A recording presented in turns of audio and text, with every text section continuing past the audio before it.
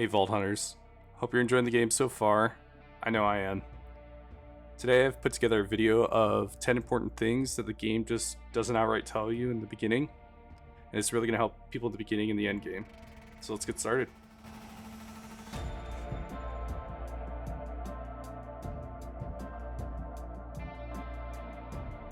First on the list is gold keys.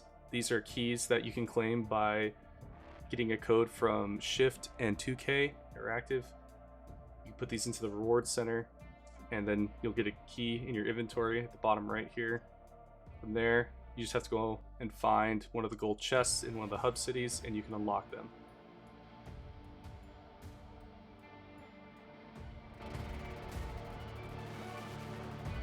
Next on the list is damage types. You see here there are 3 different kinds of health bars that can happen: flesh, armor, and shield. And each one is colored just like this. For flesh, incendiary is very strong against them. And then kinetic, corrosive, and radiation just do normal flat damage. And they're weak to shock and cryo. Next, when we look at armor, corrosive is very strong. Kinetic, cryo, and incendiary are just normal damage. And then weak is radiation and shock. And then shield is where it gets a little weird, because in very strong and strong we have shock, radiation, and cryo, and then normal we have kinetic, but we have nothing in weak, but we have a very weak category now, which is corrosive and incendiary. So make sure you're paying attention when you see the blue health bar pop up, and make sure you're not using corrosive or incendiary. So a good rule of thumb is that kinetic is going to be good against everything. Incendiary is what you're going to want to use on flesh, corrosive on armor, and shock on shield. So make sure you keep these in mind while you're out there. Feel free to screenshot this, I'll also put it in the description. Next up, we have spending your SDU points. You're just going to get these just naturally throughout playing the game, but you're also going to get them from capturing bases and towers and stuff like that. So first thing you're going to spend your points on are the backpack. You want to max that out completely because you're going to run out of space constantly. It's going to happen. And then from there, you're going to want to go into the bank and try to max that out.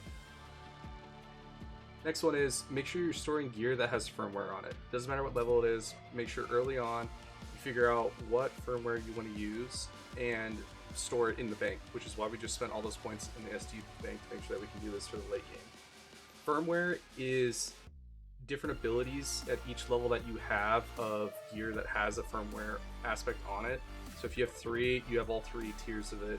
Make sure you go to the vending machines and check these throughout the map, because a lot of times these will have different guns and stuff that have firmware that you're looking for, and it's for way cheaper, and it's a lot easier than going out and trying to farm it off of something. Next up, we have leveling up faster. Basically, it's really simple. Just do the campaign. If you just run through the campaign, do all the missions, you're gonna get a lot more XP than running around in the world and stuff, because you don't have Ultra Vault Hunter unlocked yet. Once you beat the main campaign, then you're gonna be in the end game. You're gonna unlock the Ultra Vault Hunter.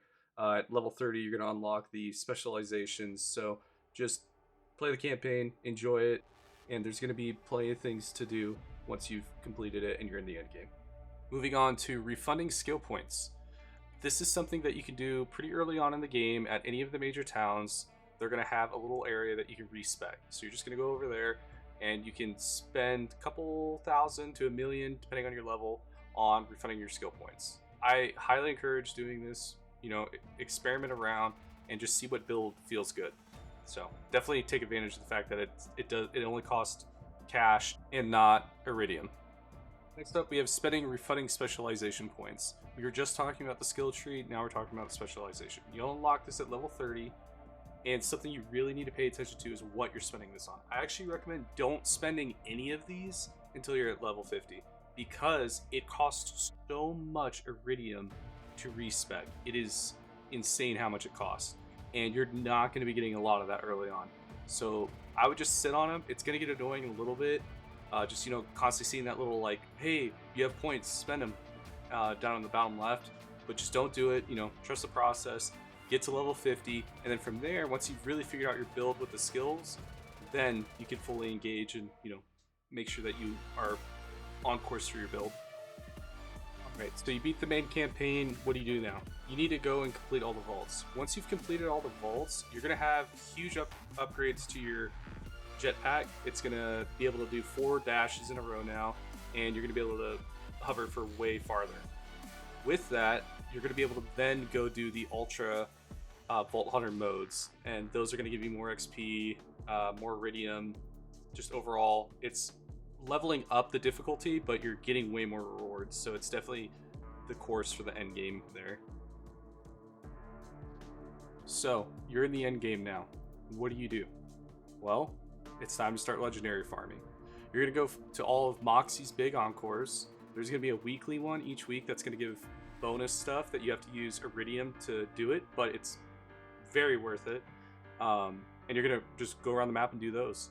There's also other like smaller things you can do. There's like truck transports that are moving along the road that you can find a legendary chest there. You can go replay main story missions, but to me, the best way to do it is to just farm bosses. Just pick bosses that you thought were fun, go run them a couple times. I have seen some consistency with some of the legendaries. For example, the one I'm doing right now, I have found the cricket gun that I'm using right now and the grenades that I'm also using that throw and kind of like heat seeking on things. I found those multiple times from the same boss, so it might be boss oriented on some of these legendaries and they might not just be randomized. So if you find a legendary that you like off of a boss, maybe just keep a note of it and just keep running back there and farming them for a bit. Well, that's it for today's video. Please leave a comment on what legendary you are currently farming and what bosses you've seen it drop from. We'll try to work together as a community to try to figure out if you can find it. A like on the video or a subscription goes a long way. I really appreciate you guys. I'm going to try to put these out daily. But yeah, just leave a comment. I'll try to get back to all of you as fast as I can. Thanks, guys. Bye. If you're trying to find the Curse to Live headgear, click on this video right here.